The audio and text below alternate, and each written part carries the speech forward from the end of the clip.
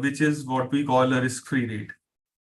Okay, so this is the risk-free rate, which is the government paper, which is, let's say, Government of India bond giving you a certain return, let's say 6% today. Okay, so this graph that I've plotted here, which starts with risk-free bond, it has two axes. One is on this axis the risk keeps increasing, and on this axis returns keep increasing. Okay, so in your economics books and in your financial management book, you will eventually learn about this security market line, and it will tell you that the moment you start increasing risk, your returns should also proportionately increase, or if you start increasing your returns, your risk will also go up, right? So this is something which you will know and you will read about, and it will show you a line like this, right? That as the risk rises, for example, a risk-free rate, I don't know how to admit people here. There are certain. Okay. Amma, the rights are only with me or somebody else is managing this? I don't know. Right. No, sir, rights are with you only. Okay. Any issue? Sure. No, I have admitted two people. They were waiting in the room. No, I will admit, sir. Sure. I will admit, sir. Okay. So you will learn about this, and the book will say that as the risk rises, your return should proportionately go up. For example, debt funds have more risk than a government security paper. Real estate has more risk than debt funds. Stocks have higher risk, and eventually they should make higher return. And this is how it is, right? This is a theoretical concept. Please remember that this concept is true only and only in theory. Okay, it may or may not be true in real life, and I will show you the real risk reward picture when you go in the real world. How does it look like? This is a theoretical concept, and it is true only in a defined period of time. Okay, please listen to me very carefully what I'm telling you right now, because no book will tell you this. At least the textbooks will not tell you this. When you look at any investment ideology or theory, it takes into account only very, very limited data points. For example, a research analyst or an economist working, let's say, over a 6-year period, writing a book or a research paper will accumulate data over, let's say, a 100-year period. But 100-year history is not enough to define risk and reward. Okay, it will have its own, parameters. It will have its own nuances. It will have very, very large set of factors, and they may be true for 99% of times. But investing is not about those 99% of the times. It is about that 1% which will eventually kill you. So that's why in the slide number 1, I told you survival is the most important aspect of investing. And this security market line lacks one of the very, very important principles, which I'll show you in the subsequent slides, which does not talk about your level of risk. Okay, it is talking about an aggregate level of risk. That means if there are X number of investors investing in Y number of stocks or many other bonds, what is the overall risk of the market? That does not define your risk, and it certainly does not define your investment journey, how it is going to take place. So let us reimagine what risk is, and I'll give you 3 examples, not one, on how to look at risk and reward. So there are certain quotes which I like a lot, and I've jotted down here. So first is from Warren Buffett, which is one of the greatest investors alive. And it says that if you can't tolerate a possible consequence, remote though it may be, we steer clear of planting its seeds. Okay, please remember this very carefully. What he says that if you cannot tolerate the consequence of whatever action you are taking, do not take that action. Okay, don't even start or begin to act in a manner that may come true. Okay, this is something which is very, very important. To give you an example, for example, if you have 100 rupees of total investment today, if you cannot consume or accept a loss of, let's say, 50 rupees, okay, which I'm not saying that you should lose 50 rupees, but let's say if you cannot lose this kind of money, then do not start investing in any instrument which can cause that kind of fall. Okay, and it's possible to understand the risk parameters very clearly at the beginning, but if those risk parameters do not match, do not undertake that action. Okay. Second quote is, the worst case is far more consequential than the forecast itself. This is particularly true if the bad scenario is not acceptable, yet the current phraseology makes no allowance for that. Right. And this is something which you will not be taught uh, in theoretical world. Even in real world, very, very few people understand it. That the worst case is of the most important consequence in investing. Okay, that means losing your capital, losing whatever you have, is the one of the most important or consequential factor that will happen in your life. Okay, so even if there is a scenario which has only, let's say, 1% probability of occurring, or let's say only 50 basis points, 0.5% probability of occurring, if it can occur, it will occur. Okay, you have already seen what happened during COVID. Nobody would have thought that this kind of uh, uh, pandemic could occur, although there were a number of warnings. For example, I'll tell you about something very, very special, which is called solar flares. You can Google it and find out that we are already, I think, about in a probabilistic scenario, I think we are at 10,000% probability saying that it should occur today. But it hasn't occurred, I think, since in the last 120 years. Last time it occurred was in 1890 or something like that, right? You can read about it. So there are many factors, which bad scenarios which can occur, which are not acceptable, but we don't make any allowance for that, and that is the biggest mistake that we do. Okay, the next one is, all I want to know is where I'm going to die, so I will never go there. Okay, this is another very important concept. That means you don't undertake projects or investments which probably will kill your portfolio. You don't undertake them. And as youngsters, I think in the last 1-2 years there has been a huge amount of boom in speculation in stocks, in cryptocurrencies, in many other speculative assets, which defies the basis of investing, which has no meaning, which has no sound foundation in investing parlance. So eventually, most of these investment instruments and people who've invested in them, they will go away. Okay, and it will happen over time. You can't stop it. That is the fundamental nature of how it flows, right? The last quote is from Howard Marks, which says that there are old investors and then there are bold investors, but there are no old bold investors.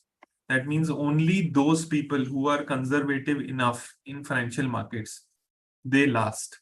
Everybody else will eventually die. Okay, they will eventually go away by losing money and they will not return to the market. Okay, now let us look at a few aspects of risk reward in light of what these investment stalwarts have said.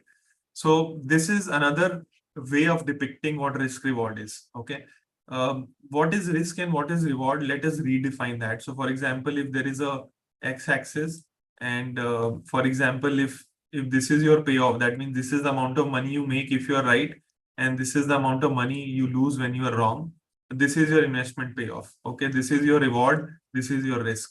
Okay, any investing activity where the risk is much higher than the reward will eventually uh, lead to failure, right? It's very easy. So I have a thought experiment for all of you. You just think about it. Maybe we can discuss it at the end. So if there is a coin toss, we play a game with each other and you toss a coin, and I tell you that whenever you toss a coin, if you win, that means if you call the right side, tail or head, I will give you 2 rupees. But whenever you call the wrong side, you pay me 1 rupee. Okay, it's a great bet to have, right? It's a excellent bet to play. Everybody who understands probability will feel that this is a bet where eventually you will win, right? You are going to make truckloads of money and you will end up making a lot of money. So one important aspect is one important aspect is that in real life, people who play this game, 90% of them lose. You will not believe it, but that's true. Okay, because the reason is that if you do not ask what is the amount of money that I have when I play this game, there is no sense in playing this game. Think about it. So I will repeat the game. That means if there is a coin toss, whenever you win, you get 2 rupees. Whenever you lose, you pay only one. Right. So eventually you should win, and you should win a lot of money. Right. Uh, but the question is, let's say if you only have 10 rupees, okay, and what if the first 10 coin tosses are losses for you? Your capital is wiped out. You go out of business. You can't play the game again. Right. So this is the typical case of investment universe of investment theory, which talks about the risk reward line, which talks about probability, which talks about what should happen in the long term. But none of them happens in real life because real life probabilities are very, very different. And this is a depiction of that, what happens in real life. So as the risk increases and as the return increases, the variability of returns also increase. That means the probability that you make this return will fluctuate a lot more. That means there is a possibility that by increasing risk, the risk of losing everything that you have also increases multifold. Okay. And this is the pitfall of investing. This is the pitfall of speculation, where people do not regard, where people don't understand that this is where I'm going to fail. Okay. Because they feel that this cannot happen with me. Okay. Because mathematically it is not possible to get this outcome in an Excel sheet or in a theory paper. It is not possible, right? If you have a million data points in the question that I asked you, you will always end up theoretically making money. But when you play that game, you do not have infinite capital, right? You will end up losing money more often than not, and have a bad experience about it, right? And even there are research papers done, maybe at a later time I can forward it to you, where these examples were taken in real life and real money and real people played these games, but eventually 90% of them lost. And I will show you the reasons also maybe later, but this is the fact of risk and reward, which is how we think about risk reward eventually. And there is another way of thinking about risk and reward, which is ensemble probability.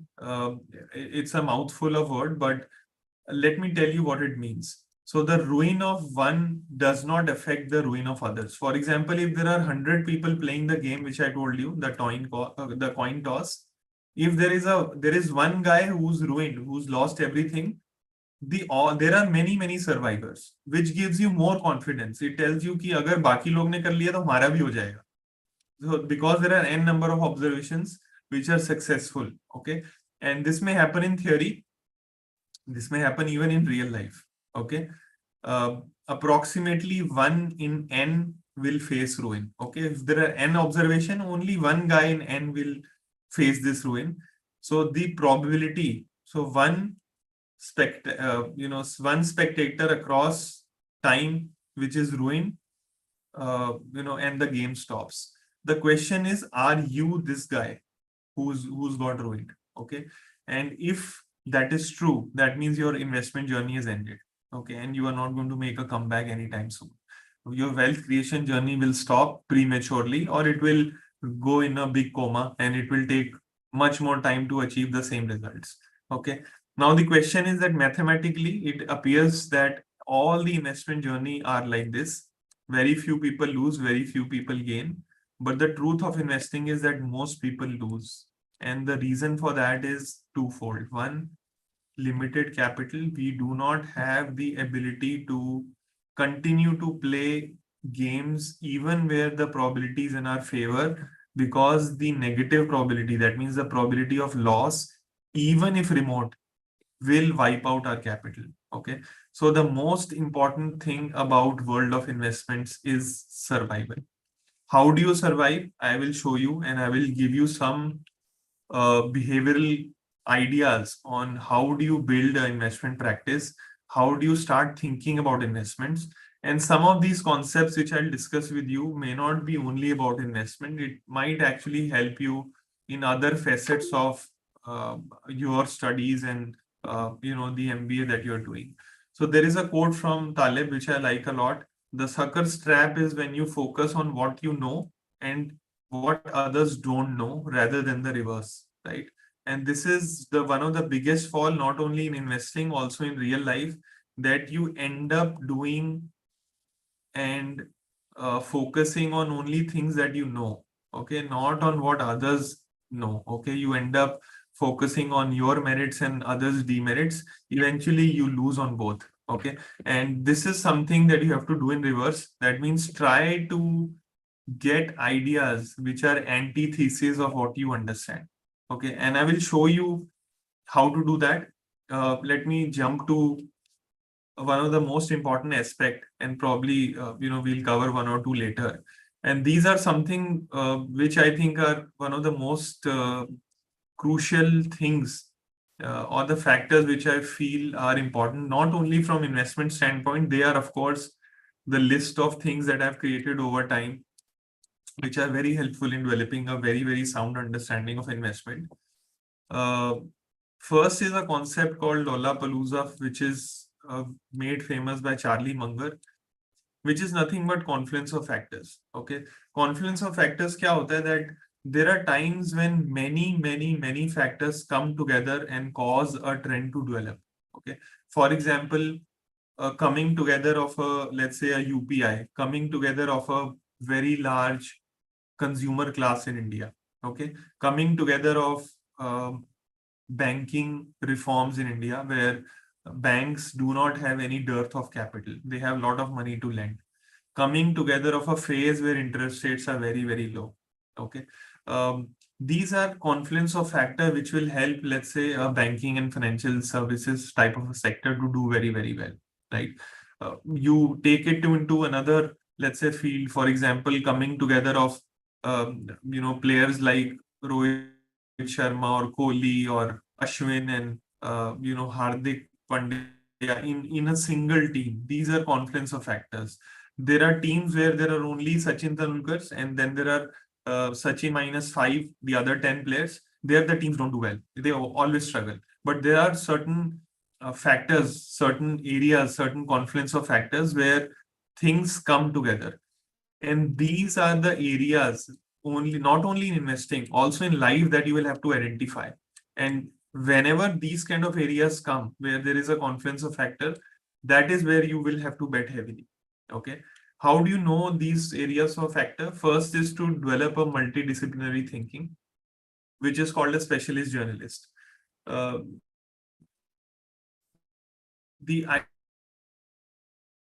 idea is, a lot of people today focus, okay, they spend a lot of time, a lot of money in learning only one skill. Okay, that I think is a very, very suboptimal way of functioning, specifically in the investment world. You will have to develop a multidisciplinary thinking. You have to think in multiple terms, in multiple models. For example, two, three things which I think are very, very basic. One is understanding basic probability, mathematical. I think a five-year old kid can also understand that. It's very easy, understanding the odds and being able to calculate them. It's not very difficult. Second, very, very important thing to understand is arithmetic. That means being able to calculate things very, very quickly. Third is understanding various disciplines of science, whether it is physics or biology, and then eventually also understanding uh, economics, right? And finance, of course. So these are multidisciplinary thinking approaches. Uh, do not restrict yourself in learning only one thing. Go and learn many various disciplines. Try to read about, for example, if you are reading about electric vehicle today, read about how electric vehicles are made, and then read about how their batteries are made, and then read about where does that material come from. Where do the metals which are utilized in making batteries, where do they come from? Then read about the mining of those metals, and then read about who mines them and how do they make money. This will connect you to the whole ecosystem, the whole sphere of thinking about that particular aspect. Another way to think about is I'll give you an example. For example, there are companies like Hindustan Unilever, okay, HUL. You will be well aware of the company. It has got so many products which are there in the market. For example, quality ice cream is from HUL. You can think about, I think, many products which are from HUL. Think about the business ecosystem as a whole. HUL does not have any factories. It outsources everything that it makes. Somebody else makes it for HUL. It has got the ownership of all the brands. Eventually, it makes a lot of money. The return on capital for a business like HUL is upwards of 70%. One of the most profitable businesses in the world. Okay. But think about it for 1 minute. What if HUL had to produce all the stuff that it sold by putting all the plant and machinery itself, not outsourcing it? Okay. So think about that business. Now think about all the ecosystem in that business. For example, a guy who's making toothpaste for HUL. What if the plant and machinery of that guy, if it was on the balance sheet of HUL, it will not be so profitable. Okay. Again, one more example. Think about Coca-Cola. It's a great company, makes a lot of money, right? Uh, but the bottling for all the Coke that we have is done by somebody else. That company does not sit on the balance sheet of Coca-Cola. If all those bottling plants were to get back on Coca-Cola's balance sheet, its profitability will fall like a stone. It will become almost unviable and unprofitable, right? But financial markets do not value Coca-Cola on the basis of the ecosystem. It values it on the basis of the financial entity. Okay. So therefore, financial investing, that means investing for making money, is different from understanding the business. The business is the ecosystem. For example, in case of HUL, staples business, or what we call consumer non-discretionary business, is not a very profitable business. But when you are able to manage that business in a manner where the entity makes money, it becomes highly profitable. When you are a research analyst and when you research a company like HUL, and if you have a single track thinking, you will never be able to appreciate the business model itself and the investment case for such a business model. So you will have to develop multidisciplinary approach, not only for finance, but for many other subjects to become successful. And it is not very difficult. Okay. Third point is learning from imminent dead, being a bookworm. I'm not sure how many of you read, but it's a habit that I have had for at least 25 years, and it helps you a lot. There are so many great authors who've written, books which probably will help you develop mind-blowing thinking, right? Right from a Benjamin Franklin to, current authors like Charlie Munger or Warren Buffett, or I think there are, for example, I'll give you the name of an author called Daniel Yergin, who's written a latest book called The New Map, which talks about the oil and gas industry, right? Or a book by Vaclav Smil, who's again a mathematician, a polymath, who's written a book called How the World Really Works. He talks about all the concepts in the world. Okay, for example, a book called Self comes to mind by a neurologist called Antonio Damasio. These are books from very different fields, but they tell you something which is very basic in each of these disciplines. And why this is flowing from one to other if you're able to appreciate it. If you have a multidisciplinary approach and if you learn from the eminent dead, that means you learn and read a lot of books. Eventually, it will help you develop a thinking which is multi-factor, and you will be able to appreciate the same flowing logic in each of these fields. Okay, जो basic concepts हैं दुनिया के वो सब में same. All the concepts are same. They are expressed differently in different fields. When you're able to learn them, you will be able to appreciate all these concepts. Fourth is avoiding ruin, which I've already spoken about in some detail. That means doing nothing which is nonsense, taking slow actions over a period of time, which is nothing but discipline. Avoiding ruining is something which is very important. A lot of people don't understand this, specifically in our younger days. We tend to run after ruin, and eventually we waste a lot of time. And I think this is a concept which you should think about very deeply, right? So avoiding ruin is Not that you become less adventurous. I think adventure will eventually help you learn more things, but where to draw the line is something which is very, very important. Discipline is repetition, doing the same stuff again and again, but every time trying to improve a little bit.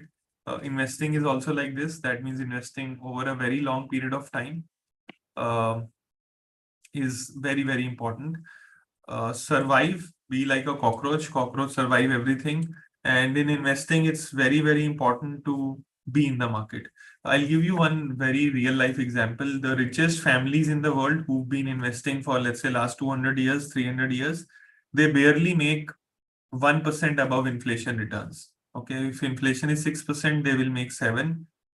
Their only goal is to protect capital and make 1.5% over and above inflation. But when you meet investors today, their goal is to make 1% every week or every day or every month. But the people who've survived for many, many years and decades and centuries, their goal is only to survive. Okay. And eventually, if you survive, there will be opportunities which will come your way, which will give you the big kicker. The last one is understanding businesses and business cycle. I think this is not very tough. You will have to go and study businesses. And I'll give you one very crucial clue about investing and about learning finance. Go and study the business and find out the answer to this question, that if I were to put 100 rupees in this business, what is the money I will make? That's it. There are very few businesses which are profitable and will continue to remain profitable in the future. There are not many businesses like that. Eventually, it will end up uh, having to find only less than 10 ideas in your whole life to make that kind of money. Okay. For example, there is a very good exercise that Charlie Munger does, and probably you should think about it as a mental model yourself. That if you are given only 20 slots in your life to choose an investment, that means you can make an investment only 20 times in your life, 20 different investments. What will be those investments? Think about it. And why will you make them? Okay. If you are able to do that, you don't need to practice, doing investing and then learning it the hard way. So you have only 20 slots. Think about what are the factors that will go into. One of the most important factor, of course, is businesses that make money and will continue to make money in the future. That is the only point. How to find it out is not very difficult. In theory, also you will learn it. I think in corporate finance or in your lectures, you will learn all the DCF and other ways that we make money. This is one of my favorite quotes where Charlie Munger says that it is remarkable how much long-term advantage people like us have gotten by trying to be consistently not stupid instead of trying to be very intelligent, right? So again, the idea is that over time, if you're investing, if you're not doing anything remarkably stupid, you will come on top. And what is the reason for that? Because out of every 100 individuals, 90 will self-destruct. They will go and burn. uh, the rest of the 10 will make the rest of the will make the more of the return which is available in the market. They will make most of the money, but out of those 10 there will only be one or two which will make great money or great investing wealth. And for that to happen, you will have to be present there. So there is a quote called that if to finish first, you have to first finish. Okay, that is something which is very, very important and you have to pay attention to. Last, which is the last slide in my deck, and then we'll probably open for question and answer. Which are four concepts which I'll leave with you. First is avoiding mutua muli. What is mutua muli? A group of self-respecting mules. That means people who are echo chambers. That means they only talk to people who uh, listen to them and who confirm with their beliefs. This is one of the largest and biggest pitfalls in life and also in investing. There are investors who continuously confirm their opinions, who continuously confirm their hypothesis with people who cannot think differently. So seek people who think differently, who think different than you, and do not become an echo chamber. Don't get confirmations from people who think like you. Go out and meet people and interact with people who think differently. This is the most important concept. not only in investment, but otherwise also. Second is be optimistic. If you are not optimistic, you eventually will not make money, specifically in the investment world and otherwise also. Third is to have an open mind, give it a shot. Uh, I think in my career, I've seen very few people who are really open-minded. I think people have very closed minds. They don't accept ideas easily, specifically as you grow in investment career, as you make money, you become even more rigid in your thought process. The idea is to have an open mind, listen to all the views, understand each and every opinion, and then try to find out if it has merit in scientific thought. If it doesn't have, you can drop the idea. If it has, then you can consume the idea.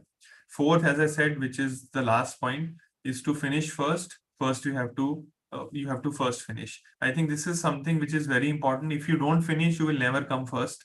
So get to complete the task. And even in terms of investing, if you're investing for a 50-year period, that means you start today and you invest over the next 50 years. You have to think about whether you will last those 50 years. That means your portfolio will last that long or not, and why it should last. What are the things that you're doing right to make it last. So I'll stop here and probably we can have a round of question and answer. Thank you.